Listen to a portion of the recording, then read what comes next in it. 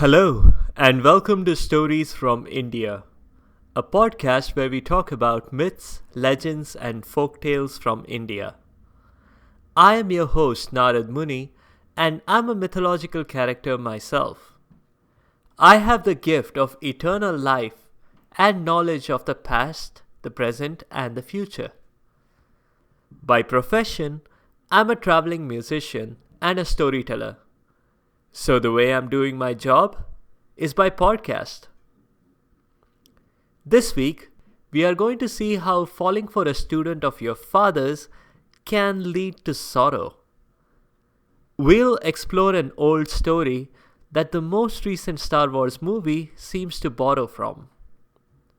The character this week is an emperor from 3rd century BC. His symbols live on to this day, both on the flag as well as on pretty much all Indian currency. A bit of a disclaimer. Today's show contains some mild violence and some spoilers for the Rise of Skywalker. Shukracharya was the professor of the Asurs. The Asurs have often been depicted as evil demons, always at war with the Devs or the gods, who were led by Indra in heaven. But this is an exaggeration. For the purpose of today's story, let's just think of the Asurs as a set of people who had some differences of opinion from the Devs, who were another set of people. Each set thought that the other didn't deserve to live, and worked very hard to correct that situation. Amongst other things, Shukracharya, or Friday as I will call him, was also the nephew of Prahlad. We encountered Prahlad as the boy who lived in episode 20, The Aunt from Hell, and episode 21, Final Destiny. Anyway, Prahlad was the odd Asur out. Quite unlike his dad, Hiranyakashipu, or Hira as I've called him in previous episodes. Prahlad wanted peace, not war. He managed that largely. But, as an insurance policy, he asked his nephew, his sister's son, Friday, to go and learn magic. Now, this isn't the kind of magic that's taught at Hogwarts. This is the Indian mythology brand of magic.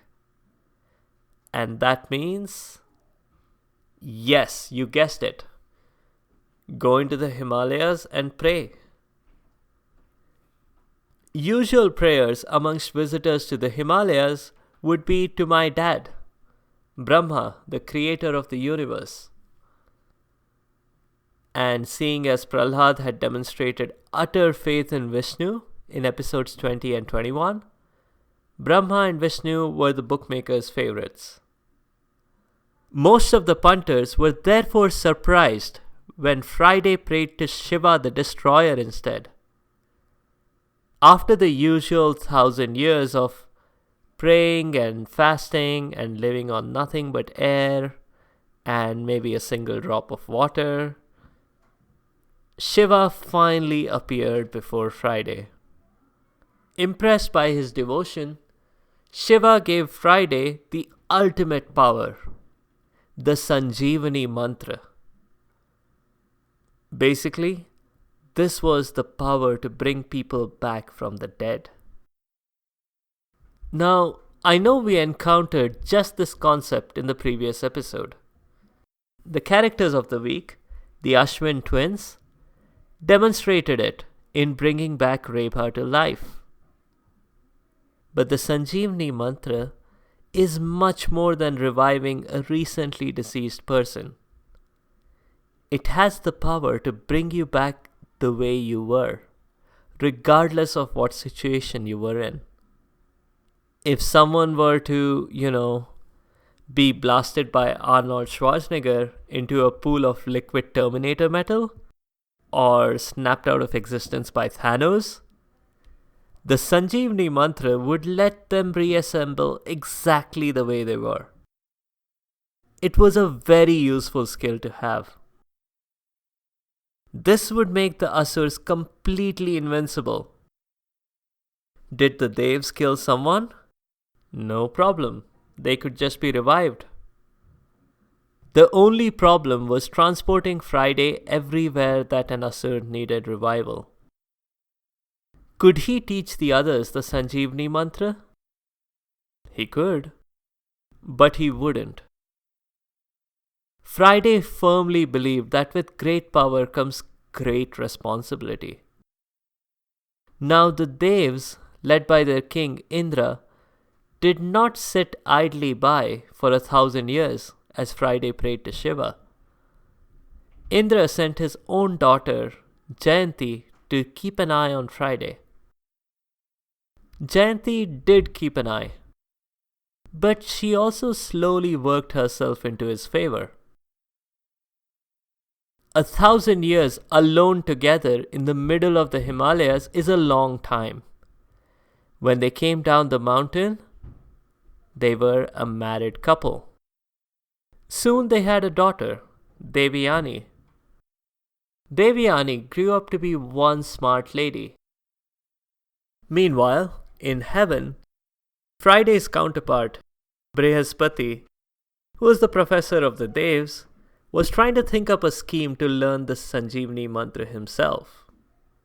For ages he had tried to learn the secret himself. And now that his rival had learned it, Brihaspati, or Jupiter as I will call him, was understandably jealous. He sent his boy, Kacha, to learn the Sanjeevani mantra from Friday. He really should have learned from Indra's experience. Indra sent his daughter to spy on Friday, and she ended up completely switching loyalty. Kacha seemed to be going down a similar path. He worked himself into Friday's family as a student. He made friends with Devyani and they really liked each other. When other Asurs observed how well the boy was being treated by their professor, they decided to do something to him before he learned the secret. They kidnapped the boy and killed him. Not a very effective way to deal with the situation, because Devyani persuaded her father to use the Sanjeevani mantra to bring Kacha back. This whole kidnap, killing and revival routine happened one more time, until finally the Asurs caught on that this was not going to work. The third time, they tried something new. They kidnapped and killed Kacha, but this time, they burnt him and mixed the ashes in a drink which they offered to Friday. Well, Friday didn't realize what had happened until after he had finished the whole drink. But then, it was too late. There was no way to revive Kacha without killing himself. Devyani again pleaded with her dad to bring Kacha back. Friday had to give in to his dearest daughter's wish. Luckily, he could somehow communicate with the elements of Kacha that were now in his stomach. Yeah, his magic education was kicking in. He taught Kacha the whole Sanjeevani mantra and then used it to bring the boy back. Kacha came back, erupting out of Friday's stomach, killing him. Kacha at this point had enormous power. He was the only one in the world who knew the Sanjeevani mantra. He could have just walked away, but he didn't. He used it to revive Friday. Woohoo! Happiness and joy all around. Everyone patted backs and hugged each other for a well-concluded story. Honey, said Devyani to Kach, We just need to decide if we want the blue and white cake or the yellow and chocolate one. Cake? What cake? Asked the boy. The wedding cake, of course. I have a whole guest list prepared too. Ah, about that, hesitated Kacha. Actually, I meant to talk to you about that. The wedding's off. What? Screamed Devyani. We have to, said Kacha calmly. You can see for yourself why. When I was born, a few minutes ago, I came out of your father's tummy. That means we are now siblings. I never heard such nonsense, said Devyani. You're just trying to weasel out of this, aren't you? And in a way, Kacha was. He had what he had come for. The Sanjeevani mantra. Unfortunately, he had made a big mistake. He had angered Devyani. She cursed him. He would forget the Sanjeevani mantra when he needed it the most. And that's pretty much what happened. Kacha returned to heaven, but couldn't really use his knowledge effectively. That's all I have for now.